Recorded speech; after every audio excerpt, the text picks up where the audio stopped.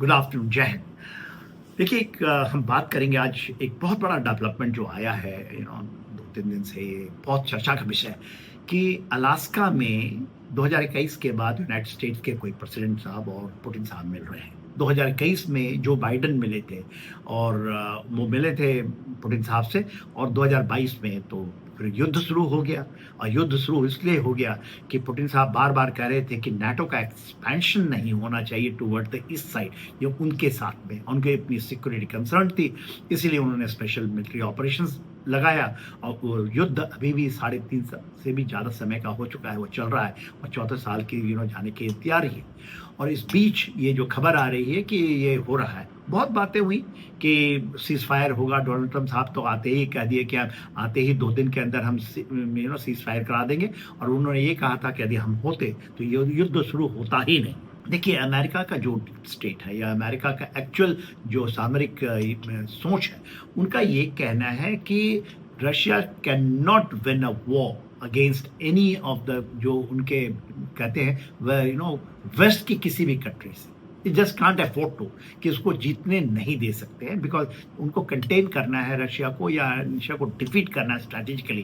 Cold war के बाद जो मल्टीपोलर वर्ल्ड के लिए अभी जो सोच रहे हैं, इसके पहले जो बाइपोलर था रशिया और अमेरिका, तो रशिया को उन्होंने धाराशाही 1991 में यूएसएसआर के बिखरने के बाद ही कर दिया था, और वो चाहते हैं कि Russia should not become a part of it, उसको इसी तरह सप्रेस रखा जाए। ये उनकी सोच है, स्ट्रैटेजिक सोच है, और इसलिए वो नाटो को बढ़ाते हैं। नाटो को वो कभी कहते हैं, डोनाल्ड साहब आपने पहले टर्म में तो क्या दिया था कि नाटो कुछ पैसा ही नहीं खर्चा है, हमारे ऊपर डिपेंडेंट है। उनका 2% पहले तो ये बातें करते थे उनका जीडीपी का, उसका डिफेंस में खर्च हो, अब तो वो कहते हैं 3%, 5%, और सारे मान गए। और नाटो का विस्तार हो गया है, 32 कंट्रियां 29 से 32 हो गई हैं। फिनलैंड, स्वीडन, नॉर्वे, ये लेटेस्ट कंट्रीज हैं जो ज्वाइन किए, और ये नॉर्डिक स्टेट्स हैं, आर्टिक रीजन के ऊपर का स्टेट है। और देखिए, फिर ग्रीनलैंड की बात आती है, जो आते ही डोनाल्ड साहब ने कह दिया कि हम उसको कब्जा करेंगे ही, और उन्होंने अपने जीडे वैन को भी वहां भेज दिया था। वो कहते हैं कि चाहे ये दे या ना दे डेनमार्क, हम तो उसको कब्जा करेंगे या खरीदेंगे। तो ये अलग मसला है, और इसलिए है कि सबका है जो स्ट्रैटेजिकली अंडरस्टैंड करते हैं पूरे विश्व के अंदर the world is at war. But इसमें सबसे इंपॉर्टेंट चीज है कि जो दूसरा इंगेजमेंट होगा, और ये पुतिन साहब इसके लिए एब्सोल्युटली तैयारी बहुत दिनों से, जब से आए 2000 के तक से, वो अपने आर्टिक रीजन को बहुत मजबूत, और America is approximately 20 years behind in that area. ये जो मुद्दा है, और इसी के कारण ये भी आपका आ गया अलास्का। अलास्का की हम बात करेंगे क्यों हो रहा है, ऑल ऑफ सडन ये बातें आई। इसके पहले तो ये बातें होती थी जब इनकी मीटिंग होगी, चाहे तो ये आपका टर्की में होगा, इस्तांबुल में, और 2 मीटिंग हुई हैं जिसमें ट्रंप साहब नहीं गए तो उसमें आया था कि डोनाल्ड ट्रंप भी आ जाएंगे शायद, और शायद जेलेंस्की भी आ जाएंगे, बट हुआ नहीं। इसके बाद भी ऐसी बातें हुई कि कोई ये वेस्ट एशिया की किसी कंट्री में, खास करके गल्फ कंट्रीज में इसका होगा, खास करके जो सऊदी अरेबिया या यूएई की बात आती थी, क्योंकि उनका भी उतना ही अच्छा संबंध रशिया से है। बात जो एक्चुअली है उसको मिलिटरली उसको समझने की सामरिक तरीके से जरूरत है, वो है कि अलास्का क्यों, और अलास्का पहले क्यों नहीं आया, क्यों बात आई।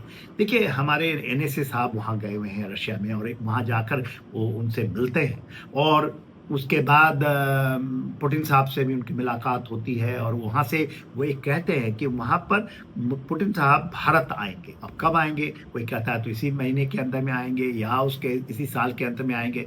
तेजी से बदलती परिस्थिति है, और भारत और रशिया और चाहता है कि आर्टिक रीजन में भारत का बहुत ज़्यादा योगदान हो, और वहाँ पर एक्सप्लोरेशन, उनके ऑयल एंड गैस में हमारा ओन इन्वेस्टमेंट, और यहाँ तक कि जो व्लादिवोस्टॉक का इलाका है, रशिया का फार ईस्ट का इलाका है, वहाँ पर 10 लाख इंडियंस के लिए ब्लू कलर जॉब के लिए रशिया बात करता है। ऐसी चीज़ें हो रही हैं जो कि इंडियन टर्म्स एंड कंडीशंस में होगा, इंडियन करेंसी के ऊपर में होगा, वो बात दूसरी है। तो इसका कहीं ना कहीं क्यों अलास्का, अब क्यों अलास्का के ऊपर, अलास्का कभी भी अमेरिका का हिस्सा नहीं रहा है।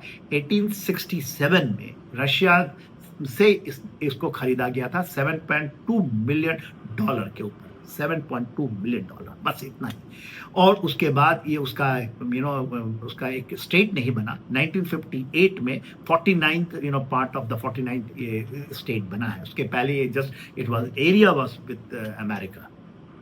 और पुतिन साहब ने ये 2024 के एंड में एक डिक्री पास की है कि any Russian land, any territory जो कि पहले बेच दिया गया हो या चला गया हो, उसको वो वापस लेंगे। अलास्का का नाम नहीं लेना, अलास्का को शामिल है इसमें, और उसके लिए उन्होंने फंड करेंगे और उसको लीगली लेंगे, नॉट बाय फाइट, और एक दूसरे से लड़ के नहीं लेंगे, legally fight the battle and they take it back. ये तो उन्होंने डिक्री साइन कर ली है।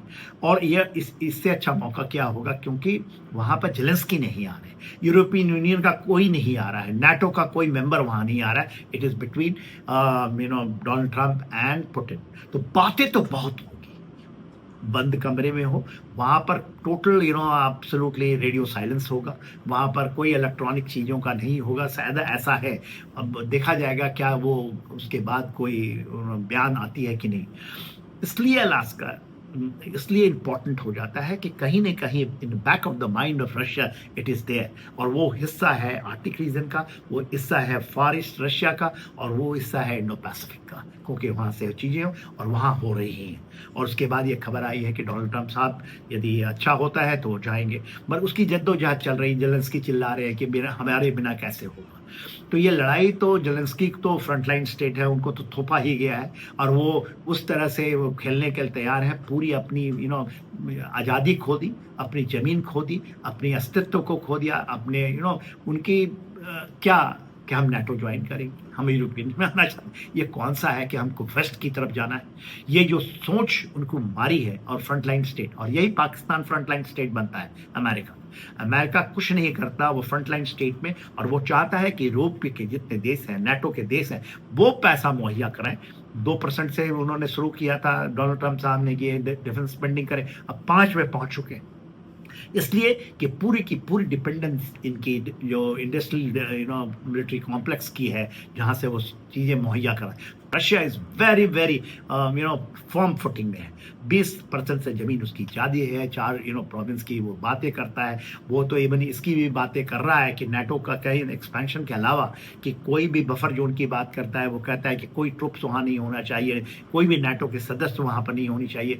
और ये जो बफर जोन में एक बात शायद होती है कि कौन इसका इंश्योर करेगा, तो वो तो मानने के लिए तैयार है। Like countries which is neutral can provide the troops।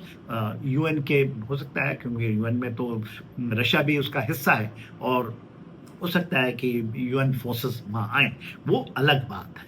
बात दूसरी जो करते हैं कि जो डोनाल्ड ट्रंप साहब और रशिया का ये है कि this is the rise of the Russia dimmer होकर के आना चाहता है, जैसा कि 1991 के पहले। ये पुतिन साहब का अपना सोच, और वो कर गए। Sanction has failed, tariff is failing, totally failing, उसका रीअलाइन में RIC इज अ रियलिटी। तो इस संदर्भ में चीजें होंगी। तो केवल इसको देखना कि क्या वो वहाँ सक्सेसफुल होगा, नहीं success, it has got no meaning. America का जो एक्चुअली है, जो पेंटागन है, सामरिक तरीके हैं, उसमें डोनाल्ड ट्रंप भी मान जाएंगे, क्योंकि उनकी सोच ही यही है कि Russia can't be allowed to win this battle, किसी तरह से उसको नहीं करने देंगे। ये तो खुल के बोलते थे पहले, चाहे वो रिपब्लिकन हो, उनके डेमोक्रेट हो, उनके पेंटागन हो, ये खुल के बोलते हैं। दैट्स वाई, एंड उन्होंने अपना इसी चीज में फायदा उठाना। और मूर्ख कौन है? यूरोपियन यूनियन, जिसको अब समझ में आई जब भारत ने टैरिफ के ऊपर रुका है, तो उसको समझ में आई है। तो हमें इतना ही लेते हैं, बड़ा हो जाएगा ये वीडियो। यदि आपको अच्छा लगा, बहुत डीपली हम जाएंगे फिर इसी के ऊपर में और आपको बताएंगे। जय हिंद।